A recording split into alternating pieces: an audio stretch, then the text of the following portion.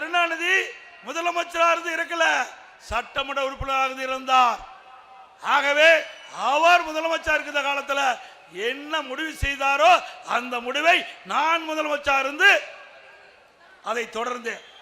ஆனாலும் அவர் முன்னாள் முதலமைச்சர் என்ற அடிப்படையில் இந்தியில 2 ஏக்கர் நிலம் கொடுத்தோம்.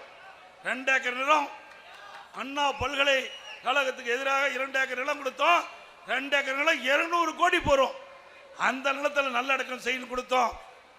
அதுக்கு முந்தி மாண்புமிகு அம்மா அவர்கள் மறைந்த பிறகு பொன்மனச்செம்மல் புரட்சி தலைவர் எம்ஜிஆர் நல்லடக்கம் செய்த அந்த பகுதியிலேயே ஒரு இடத்தை தேர்வு செய்து அங்கே அம்மாவை நல்லடக்கம் செஞ்சோம்.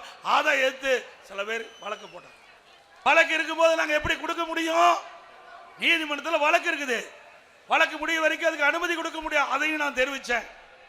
ஆக நிலம் கொடுக்காம மெரினா கடற்கரையில் திரு கருணாநிதி அடக்கம் செய்வதற்கு நாங்கள் சட்ட ரீதியாக அனுமதி கொடுக்க முடியாத நிலையில் திரு ஸ்டாலின் இப்பொழுது பேசுகிறார்.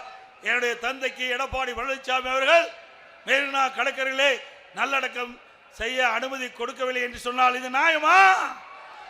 திரு கருணாநிதி அவர்கள் தமிழகத்துடைய முதலமைச்சர் இருக்கின்ற பொழுது அன்றைய முதலமைச்சர் திரு காமராஜர் அவர்களுக்கும் மறைந்த முன்னாள் முதலமைச்சர் திரு காமராஜர் அவர்களுக்கும் மறைந்த முன்னாள் முதலமைச்சர் திருமதி ஜானகி அம்மாள் அவர்களுக்கும் இன்னைக்கு மெரினா கடற்கரையில் இடம் கொடுக்கவில்லை. உங்களுடைய அப்பா என்ன முடிவு எடுத்தாரோ அந்த முடிவு தான் செயல்படுத்துறேன், வேற ஒண்ணும் இல்லை.